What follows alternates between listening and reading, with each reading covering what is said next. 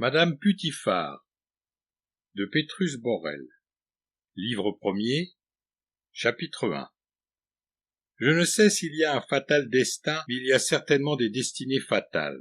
Mais il est des hommes qui sont donnés au malheur. Mais il est des hommes qui sont la proie des hommes, et qui leur sont jetés comme on jetoie des esclaves aux tigres des arènes. Pourquoi? Je ne sais.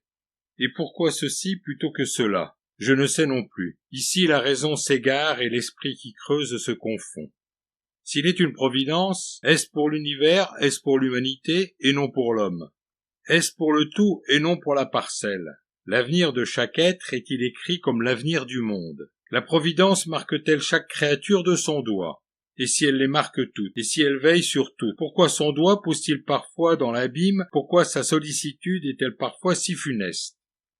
Les savants, pour qui rien n'est ténébreux, diront que la destinée de l'individu dérive immédiatement de son organisation, que l'homme sans perspicacité sera dupe, que l'homme fin sera dupeur, et saura éviter les pierres d'achoppement où le premier trébuchera.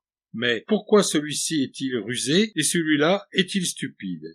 Être simple et bon, est-ce un crime qui vaille le malheur et le supplice? À quoi les savants répondront: celui-ci est simple parce qu'il a la protubérance de la simplicité, et celui-là est fin parce qu'il a la protubérance de la finesse. Bien, mais pourquoi celui-ci a-t-il cet organe qui manque à l'autre? Qui a présidé à cette répartition? Quel caprice a donné à l'un la bosse du meurtre et à l'autre la bosse de la mansuétude? Si dès la procréation ce caprice a départi les bonnes et les mauvaises qualités des êtres, il a départi leur destinée. Les destinées sont donc écrites. Il y a donc un destin.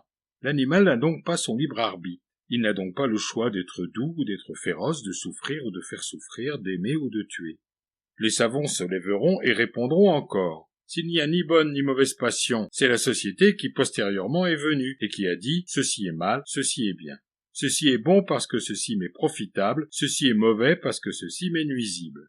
Soit. Mais si les hommes doivent vivre en société, pourquoi la Providence en fait-elle d'insociable? Pourquoi va-t-elle contre son but? Est-elle donc extravagante? Une Providence ne sauroit l'être. D'ailleurs, cette raison n'explique rien, car il est des hommes sociables, victimes de la société, car il est des hommes bons, dont l'existence est affreuse, car il est des hommes victimes d'événements indépendants de leur volonté, d'événements que leur esprit ne pouvoit prévoir, que nulle vertu humaine ne pouvoit parer.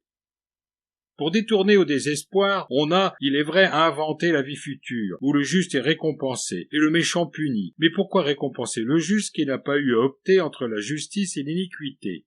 Mais pourquoi châtier le méchant qui n'a pas eu à choisir entre le crime et la bienséance?